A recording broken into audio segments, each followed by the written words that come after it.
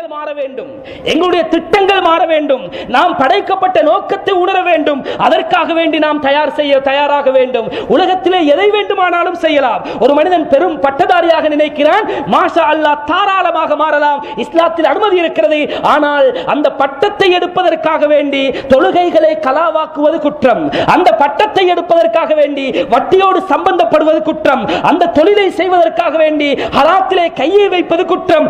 எதை செய்த போதிலும் கியாமத்துடைய சிந்தனை இருந்தால் அதை அல்லாஹ்வுக்கு பொருத்தமாக செய்ய வேண்டும் என்பதுதான் இந்த கியாமத்துடைய நாள்களுடைய இந்த ஹதீஸ், இந்த அல் குர்ஆன் வசனத்துடைய மொத்தமான இந்த வசனங்களுடைய நோக்கமாக இருந்து கொண்டிருக்கு. எதை செய்தாலும் ஒரு வியாபாரம் செய்கிறானா, சொன்னார்கள் நாயகம் ஸல்லல்லாஹு அலைஹி வஸல்லம், ஒரு மனிதன் கொடுக்கின்ற சதக்காவில் ஆக சிறந்த சதக்கா என்ன தெரியுமா? ஆக சிறந்த சதக்கா என்ன? ஒரு பள்ளியை கட்டுவதா? அப்படி சொன்னார்களா? அல்லது பெரிய பெரிய பெரிய கோடிக்கணக்கான செலவுகளை செலவழித்து முஸ்லிம்களுடைய தேவையை நிறைவேற்றுவதை சொன்னார்களா? இல்லை. சொன்னார்கள், உன்னுடைய மனைவி அவளுடைய வாயிலே ஒரு கவலம் சாப்பாட்டை, ஒரு பிடி சோற்றை அல்லது ரொட்டியை நீ எடுத்து தீர்த்து விடுகிறாயே, ஊட்டி விடுகிறாயே, இதுதான் ஒரு மனிதன் செய்கின்ற சதக்காவில் ஆக பெரிய சதக்கா என்றார். இந்த சாப்பாட்டை நாம் ஊட்டுவதற்காக வேண்டி என்ன செய்ய வேண்டும்? சம்பாதிக்க வேண்டும். சொன்னார்கள் நாயகம் ஸல்லல்லாஹு அலைஹி வஸல்லம், தன்னுடைய மனைவியையும் தன்னுடைய குழந்தைகளையும் பிற மக்களுடைய கையை நீட்டி அந்த யாசகம் கேட்கும் நிலைமைக்கு ஆளாக்காமல் எப்படியாவது சம்பாதித்து அவர்களை நான் கட்டி காக்க வேண்டும் என்ற நியத்தோடு ஒரு மனிதன் தொழிலுக்கு செல்கிறான், திடீரென்று மௌத்து வந்து விடுகிறது என்றால் அவன் ஷஹீத் என்றார்கள் அருமை நாயகம் ஸல்லல்லாஹு அலைஹி வஸல்லம். சம்பாதிக்க வேண்டாம் என்று சொல்கின்ற மார்க்கம் அல்ல இது, படிக்க வேண்டாம் என்று சொல்கின்ற மார்க்கம் அல்ல. செய்யுங்கள், மறுமையுடைய சிந்தனையோடு செய்யுங்கள். மறுமையுடைய சிந்தனையோடு தொழில் செய்பவன் ஹராத்திலே கையை வைக்க மாட்டார். மறுமையுடைய சிந்தனையோடு தொழில் செய்பவர் வட்டியிலே கையை வைக்க மாட்டார். அந்த கியாமத்துடைய சிந்தனையோடு அந்த தொழில் செய்யக்கூடியவர் தொழுகையை கலாவாக்க மாட்டார். அந்த சிந்தனையோடு செயலாற்றுங்கள். கண்ணியமான கனவான்களே, அன்பார்ந்த இஸ்லாமிய சகோதரர்களே, எனவேதான் அருமை நாயகம் ஸல்லல்லாஹு அலைஹி வஸல்லம் அவர்கள் இப்படியெல்லாம் சொல்லியிருக்கிறார்கள். அந்த கியாமத்துடைய அடையாளங்களை ஹதீஸுடைய கண்ணோட்டத்தில் பார்க்கின்ற பொழுது முஹத்திஸீன்கள் அதை 3 வகையாக பிரிக்கிறார்கள். 3 வகையாக. அதிலே ஒரு கட்டம் இருக்கிறது, கிஸ்முன் வஹர வன் கதா. ஒரு கட்டம் அது ஆரம்பித்து முடிந்து விட்டது. கியாமத்துடைய நாள் அதனுடைய அடையாளம் என்றோ ஆரம்பித்து என்றோ முடிந்து நிறைவு பெற்று விட்டது. அதிலே முதலாவது அவர்கள் சில அறிகுறிகளை எழுதுகிறார்கள். பிஅஸத்துன் நபி ஸல்லல்லாஹு அலைஹி வஸல்லம், நபி ஸல்லல்லாஹு அலைஹி வஸல்லம் நபியாக அனுப்பப்பட்டதே கியாமத்துடைய அடையாளம் தான். கடைசி நபி வந்து விட்டார்கள். இதற்கு பிறகு நபி வரப்போவதில்லை. காரணம், நபி வர வேண்டிய அவசியம் கிடையாது. கியாமம் அந்த அளவுக்கு வேகமாக நெருங்கிவிட்டது. அடுத்தது வமௌத்துஹு ஸல்லல்லாஹு அலைஹி வஸல்லம், ஸல்லல்லாஹு அலைஹி வஸல்லம் மரணித்தது நுபுவத்தாக அனுப்பப்பட்டதை விட மிகப்பெரிய அடையாளம்.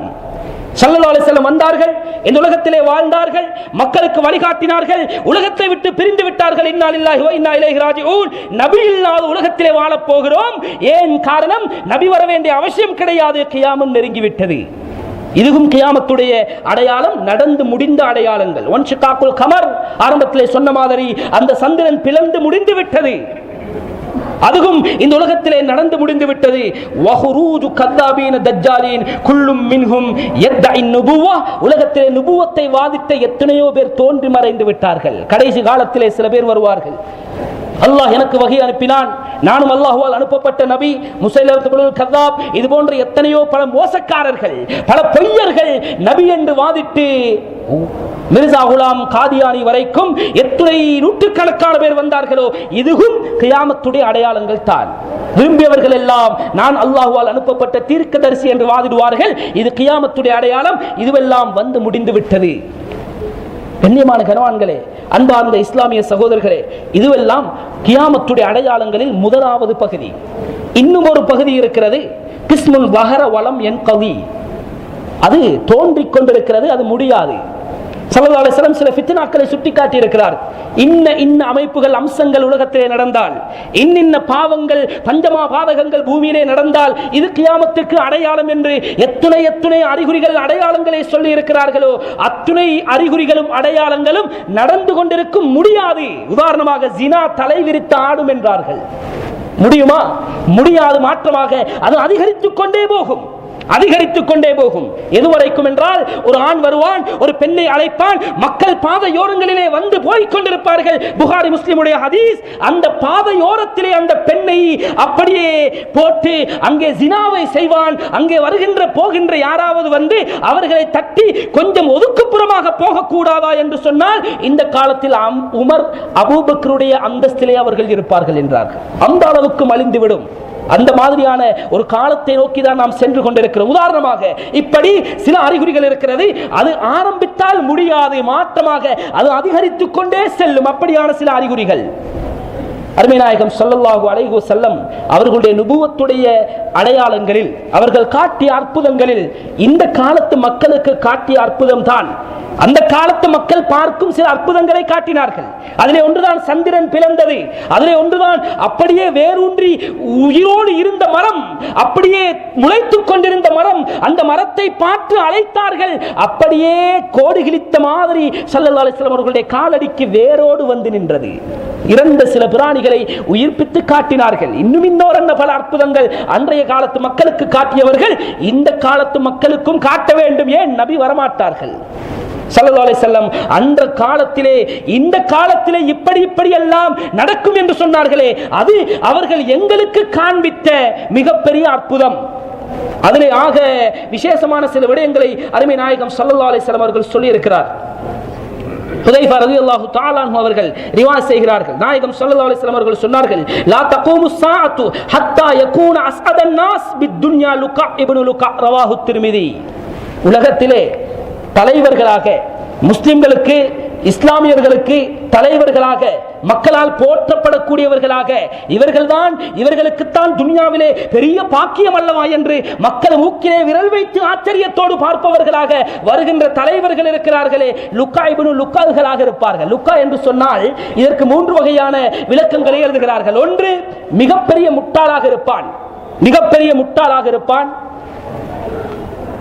அடுத்தது கேவலம், லயீம் என்று சொன்னால் யாரும் கணக்கெடுக்காமல், யாரும் ஏறெடுத்து கூட பார்க்காமல் ஒரு பழிப்புக்கு உள்ளான ஒரு மனிதனாக இருப்பான். இன்னும் இன்னொரு பல விடயங்களை இத லுகா என்ற வார்த்தைக்கு சொல்லி இருக்கிறார்கள். கேவலமாக, ஆக கீழ் மட்டத்திலே, அடிமட்டத்திலே இருப்பவர்கள் சமூகத்தின் தலைவர்களாக தோற்றம் பிடிப்பார்கள் என்று அருமை நாயகம் ஸல்லல்லாஹு அலைஹி வஸல்லம் அவர்கள் சொல்லி இருக்கிறார். எத்தனை பேரை பார்த்து பேசி இருப்போம். யாரையும் சுட்டி காட்டுவதோ குறை சொல்வதோ நோக்கமல்ல. ஹதீஸிலே வருகிறது, இவர் எப்படி இருந்தார் தெரியும்? ஒரு காலத்தில், நீண்ட காலம் அல்ல, இவருடைய அப்பாவுடைய காலத்திற்கு போக வேண்டிய அவசியம் இல்லை, இவருடைய வாப்பாவுடைய காலத்திற்கு போக வேண்டிய அவசியம் இல்லை. என்னோடு எத்தனை ஹோட்டலிலே பீங்கான் கோப்பை கழுவி இருக்கிறார் என்று பேசிக் கொள்கிறோம், அல்லது எத்தனை இடங்களிலே ஆடு மேய்த்திருக்கிறார் பேசிக் கொள்கிறோம், அல்லது எத்தனை இரும்பு கடைகளிலே வேலை செய்தவர் என்று பேசிக் கொள்கிறோம். ஆனால் இன்று சமூகத்தின் தலைவர்களாக இருப்பார்கள்.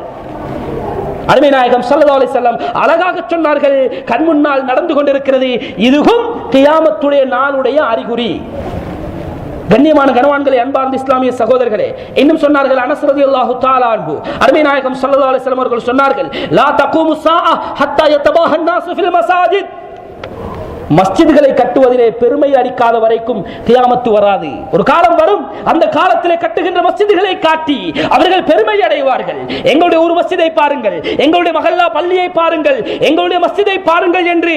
அந்த பள்ளி, அந்த ஊரிலே உள்ள பள்ளி எப்படி கட்டப்பட்டதா என்றால், எங்களுடைய ஊரிலே அதைவிட விசேஷமாக கட்ட வேண்டும் என்று போட்டி போட்டுக்கொண்டு மஸ்ஜிதுகளிலே மும்முரமாக போட்டி போடுவார்கள். ஆனால் கவலையான விடயம், கை சேதமான விடயம், கசப்பான உண்மை என்னவென்றால், எத்தனை கோடி கொடுத்து பள்ளி கட்டினாலும் வாரத்திற்கு 1 மணித்தியாலம் தான் சரியாக யூஸ் பண்ணப்படுகிறது.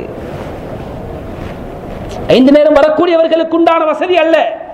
வாரத்திற்கு ஒரு முறை, அதுவும் முழுமையாக 1 மணித்தியாலம் கூட இல்லாமல் இருப்பதற்காக வேண்டி கோடிக்கணக்கான ரூபாய்கள் செலவழித்து மஸ்ஜிதுகள் கட்டப்படுகிறது. கண்ணியமான சகோதரர்களே, அன்பார்ந்த இஸ்லாமிய சகோதரர்களே, சிந்தனைக்கு நாம் எடுக்க வேண்டும் இவைகளை. அதற்கென்று பள்ளிவாசல்களை பெரிதாக கட்ட வேண்டாம் என்று சொல்லவில்லை. உஸ்மான் ரலியல்லாஹு அவர்கள் அழகாக அலங்காரமாக கட்டி இருக்கிறார்கள், மஸ்ஜிதுடைய வேலைப்பாட்டை அதிகரித்திருக்கிறார்கள். என்ன சொல்ல வருகிறேன் என்றால், இவ்வளவு பிரம்மாண்டமாக பள்ளி கட்டப்பட்ட நோக்கம் என்னது? இந்த ஜும்மாவுக்கு வந்திருக்கக்கூடிய இத்துணை ஒட்டுமொத்தமான தொகையில் ஒரு 3/4 பேராவது வரக்கூடாதா இந்த மஸ்ஜிதுக்கு? இதை செழிப்பாக்க கூடாதா? கண்ணியமான கனவான்களே, அன்பார்ந்த இஸ்லாமிய சகோதரர்களே, இந்த மஹல்லாவை எடுத்துக்கொண்டால் அங்கே கிட்டத்தட்ட கெட்டம்ப கிரவுண்ட் வரைக்கும் இடையில் பள்ளிவாசல் கிடையாது. அங்கே புது ரோட்டில் ஒரு போகடவத்தை என்று சொல்லக்கூடிய ஒரு தக்கியா இருக்கிறது. இங்கே ஹாஸ்பிட்டல் வைத்தியசாலைக்கு முன்னால் மஸ்ஜித் உமர் என்ற ஒரு சிறிய ஒரு தக்கியா. இடைப்பட்ட எல்லாருக்கும் இதுதான் 5 நேரத்திற்கும் பள்ளிவாசல். எங்கே மாயமாய் போகிறார்கள்? லுகர், அசர், மக்ரிப், இஷா தொழில் துறவோடு அங்கும் இங்கும் போய் தொழுது கொள்ளலாம். நான் தவறு சொல்லவில்லை. ஆனால் இஷாவுக்கும் சுபகுக்கும் கண்டிப்பாக வந்தாக வேண்டுமே. கண்ணியமான கனவான்களே, அன்பார்ந்த இஸ்லாமிய சகோதரர்களே, பிரம்மாண்டமாக மஸ்ஜிதுகள் கட்டப்படும் பெருமைக்கும் புகழுக்காக வேண்டியும் அந்த மாதிரி இல்லாமல் அந்த மஸ்ஜிதை செழிப்பாக்கக்கூடியவர்களாக நாம் மாற வேண்டும். இன்னும் எத்தனையோ அடையாளங்கள் நாயகம் ஸல்லல்லாஹு அலைஹி வஸல்லம் அவர்கள் சொன்னார்கள். கடைசி காலத்தில் சில பிறைகளை பார்ப்பார்கள், அது தலைப்பிறையாக இருக்கும். அந்த பிறையை பார்த்து மக்கள் பேசுவார்களாம், இது 2வது நாளைக்கு உண்டான பிறை, நேற்று தான் இந்த பிறையை பார்த்திருக்க வேண்டும், ஜம்மியத்துல் உலமா அது தவறு செய்து விட்டது என்று பேசிக்கொள்கிறோமே. இதைத்தான் இன்திஃபாகுல் அஹில்லா, பிறைகள் ஊதி இருக்கும். அந்த பிறையை பார்க்கின்ற பொழுது இவ்வளவு பெரிய பிறையா, இப்படி தோன்ற சாத்தியம் இல்லையே, நான் நினைக்கிறேன் இது 2வது நாள் பிறையாகத்தான் இருக்கும் என்று மக்கள் பேசிக்கொள்வார்கள். அப்படி வந்துவிட்டால் நினைத்துக் கொள்ளுங்கள், கியாமம் நெருங்கிவிட்டது. இன்னும் இன்னொரு பல அறிகுறிகள், சில பல அடையாளங்கள் இருக்கிறது. நேரமிடம் கொடுக்காது. எதிர்வரக்கூடிய ஜும்மாக்களில் இதனுடைய விஷயங்கள் தொடர்ச்சியாக போகும். கடைசியிலே பெரிய அடையாளங்கள் இருக்கிறது. தஜ்ஜாலுடைய வருகை, யஜூஜ் மௌஜூஜ் அவர்கள் யார், எங்கு தோன்றினார்கள், இந்த உலகத்தில் இருக்கிறார்கள், எங்கு இருக்கிறார்கள், ஏன் மறைக்கப்பட்டிருக்கிறார்கள் போன்ற ஒட்டுமொத்தமான விடயங்களும் அந்த பயங்கரமான திடுக்கிட வைக்கின்ற அந்த கடைசி கட்ட அறிகுறிகள் இருக்கிறது. எனவே கண்ணியமான கனவான்களே, அந்த நாள் எங்களை நோக்கி விருந்து வந்து கொண்டிருக்கிறது. அருமை நாயகம் ஸல்லல்லாஹு அலைஹி வஸல்லம் சொன்ன ஒட்டுமொத்தமான அடையாளங்கள் ஒரு கிதாபிலே அஷராத்து ஸாஆ என்ற அந்த கிதாபிலே கிட்டத்தட்ட சிறிய அடையாளங்களாக 60க்கும் மேற்பட்ட அடையாளங்களை சொல்லி இருக்கிறார்கள். 60க்கும் மேற்பட்ட அடையாளங்களும் கண் முன்னால் இன்று நடந்து கொண்டிருக்கிறது. எனவே கண்ணியமானவர்கள், அந்த கியாமம் எங்களை நோக்கி வேகமாக வந்து கொண்டிருக்கிறது.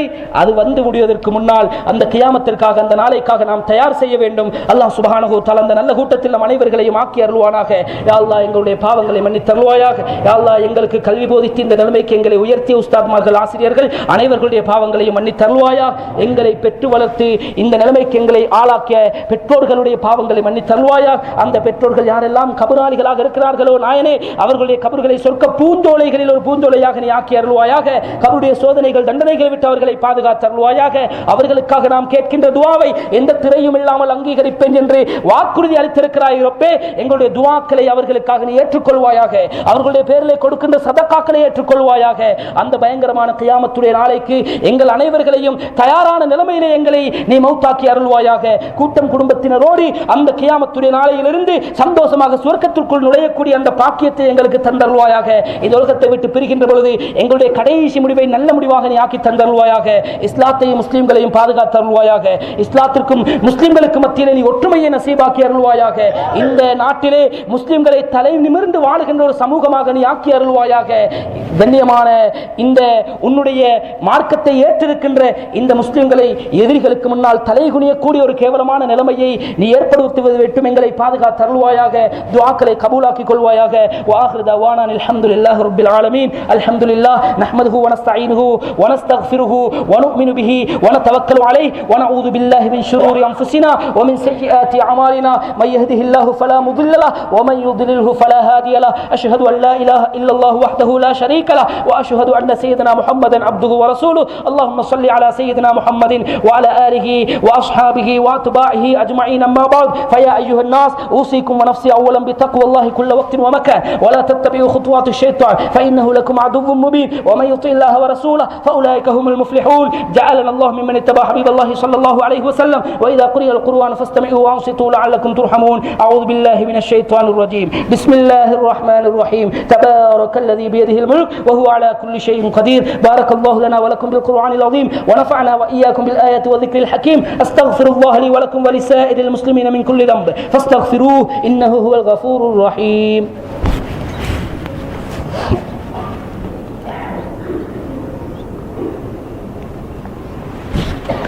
الحمد لله حمدا كما أمر أشهد أن لا إله إلا الله وحده لا شريك له إرغاما لمن جحد به وكفر وأشهد أن سيدنا محمدا عبده ورسوله سيد البشر اللهم صل على سيدنا محمد وعلى آله وأصحابه وأتباعه أجمعين أما بعد فيا أيها الناس أوصيكم ونفسي أولا بتقوى الله وأحذركم يوما عبوسا قمطريرا واعلموا عباد الله أن الله أمركم أمرا عميما وبدأ فيه بنفسه تعظيما وثنى بملائكته تكريما فقال جل جلاله عظيما إن الله وملائكته يصلون على النبي يا أيها الذين آمنوا صلوا عليه وسلموا تسليما اللهم صل على سيدنا محمد صلى الله عليه وسلم كما أمرتنا بالصلاة والتسليم وقال النبي صلى الله عليه وسلم أرحم أمتي بأمتي أبو بكر وأشدهم في أمر الله عمر وأصدقهم حياء عثمان وأقضاهم علي رضي الله تعالى عنهم أجمعين اللهم اغفر للمؤمنين والمؤمنات والمسلمين والمسلمات الأحياء منهم والأموات إنك سميع قريب مجيب الدعوات اللهم أعز الإسلام والمسلمين وأذل الشرك والكفرة والمشركين